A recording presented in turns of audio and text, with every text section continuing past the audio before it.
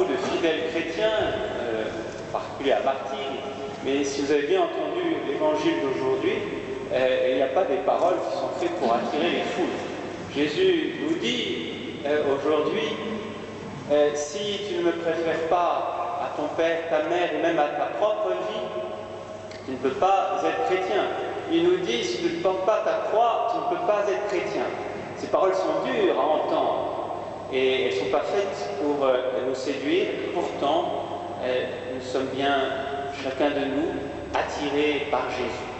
Et je pense à cette histoire de Thérèse d'Avila. Vous savez, Thérèse d'Avila, qui avait beaucoup d'humour avec les autres et avec elle-même et avec Dieu.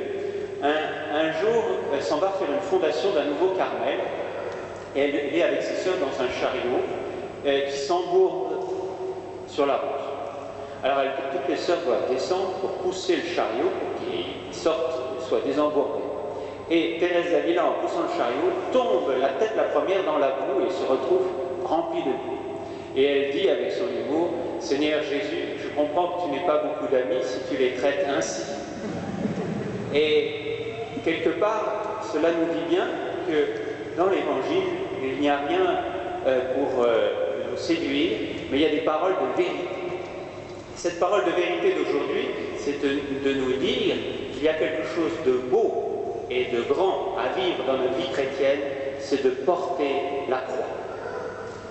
Alors, qu'est-ce que ça veut dire, porter la croix? Parce que si vous êtes tout de suite à penser je vais souffrir, etc., ça n'a pas, pour le coup, rien d'intéressant et vous allez tous partir. Mais, justement, ce que je voudrais répondre comme question aujourd'hui, qu'est-ce que ça veut dire vraiment porter sa croix? Et pourquoi Jésus est-il si exigeant avec nous? Alors d'abord, qu'est-ce que ça veut dire porter sa croix? Je vous invite pour cela à regarder la croix, tout au-dessus, ce grand tableau qui nous domine. Et qu'est-ce que l'on voit? Sur cette croix, on voit Dieu, Jésus, le cœur rempli d'amour. Si vous avez des yeux pour le voir, vous voyez d'abord un immense amour au cœur de cet amour. Mais cet amour est plongé au milieu des ténèbres de la haine, du refus de Dieu, de l'absence de Dieu. Et c'est ça le mystère de la croix de Jésus. L'amour infini de Dieu qui se trouve plongé dans nos propres ténèbres de haine, de mépris, de péché. Et donc, porter sa croix à la suite de Jésus, c'est tout simplement vouloir vivre ce mystère de mettre l'amour de Dieu, l'amour là où il n'y a pas d'amour, de mettre l'amour de Dieu là où Dieu est absent. Et on a tous à le faire, chacun là où l'on vit.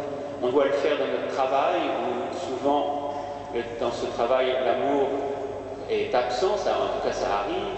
Le faire dans nos familles, le faire ici à Martigues, dans les hôpitaux, dans les endroits où les gens sont seuls, là où il y a du désespoir, là où il y a de la souffrance, et aussi dans notre propre cœur, parce qu'il faut que rentre dans notre propre cœur cet amour de Dieu, alors que notre propre cœur, il y a tant de ténèbres et d'indifférence à Dieu. Et c'est ça, porter sa croix. Persévérer à porter l'amour là où c'est difficile de mettre l'amour parce qu'il y est absent. Et je pense aujourd'hui à Mère Teresa. Qu'est-ce qu'a vécu Mère Teresa que le pape canonise en ce moment? Mère Teresa, à 40 ans, quitte son école, elle était religieuse enseignante, et va dans les bidonvilles de Calcutta. Et là, dans les bidonvilles de Calcutta, ce n'est pas la pauvreté qu'elle voit, bien pire, elle voit la misère. Et quelle est la différence entre la misère et la pauvreté? C'est que dans la misère, ce n'est pas seulement les objets matériels qui manquent, il manque aussi, tout simplement, l'amour qui fait qu'on est humain. Elle voit dans ces bidonvilles la violence que subissent les enfants et elle voit des personnes en train de mourir dans la rue sans que personne ait la moindre attention. Et donc elle choisit simplement, en s'occupant de ces personnes qui meurent dans la rue, de mettre de l'amour là où il n'y a pas d'amour, même le plus élémentaire de la compassion humaine. Et c'est comme ça qu'elle a porté sa croix tout au long de sa vie. en allant partout dans le monde, dans les endroits où l'amour manquait le plus, c'était son critère de choix, et il y a envoyé des sœurs qui, comme elle, missionnaires de la charité, seraient envoyées pour porter l'amour de Dieu là où il manque. Et c'est pas facile. Et vous avez assez d'expérience pour savoir que c'est pas facile. Mais c'est beau et c'est grand. Alors, je voudrais répondre à l'autre question. Pourquoi Jésus est si exigeant, au point de nous demander justement, dans cette mission, de le préférer à tout? Pourquoi cette exigence de renoncer aussi à tous ses biens? Pourquoi cette exigence de Jésus?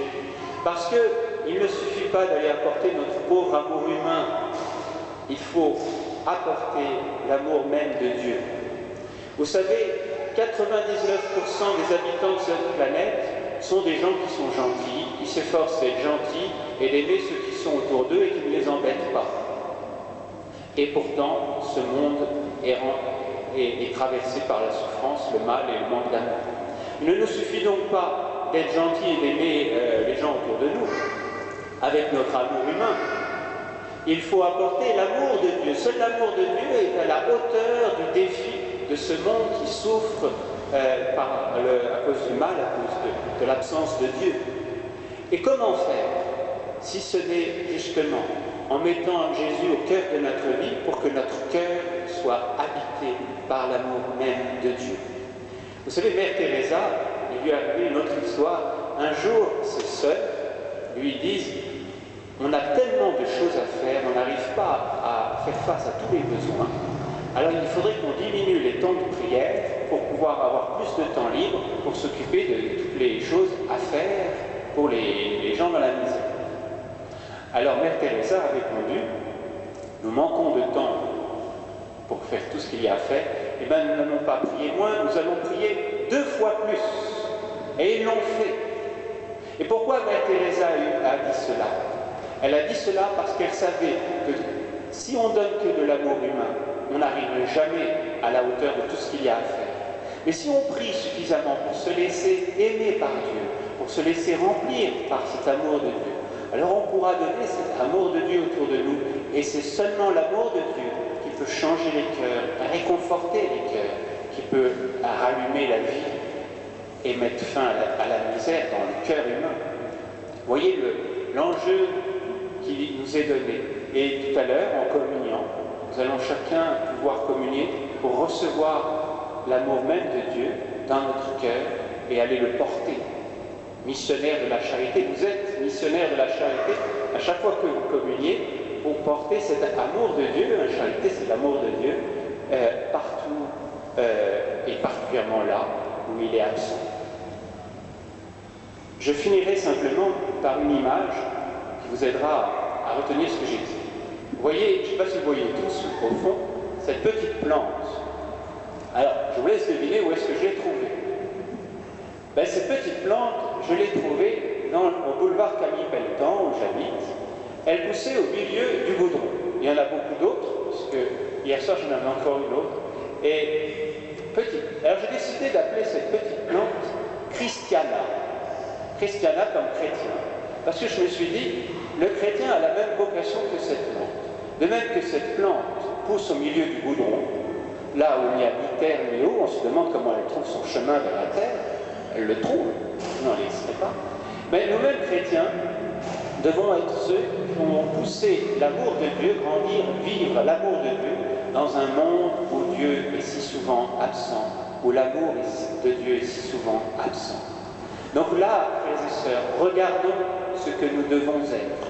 Une belle plante, certes, mais non pas poussée dans un jardin bien arrosé comme à la maison Saint-François, mais sur les goudrons, les lieux où la vie est impossible pour une plante. Alors, frères et sœurs, avec cet amour de Dieu, nous n'avons pas d'autre beau et merveilleux projet pour notre vie que de porter notre croix chaque jour, c'est-à-dire aimer là où l'amour de Dieu est absent. Amen.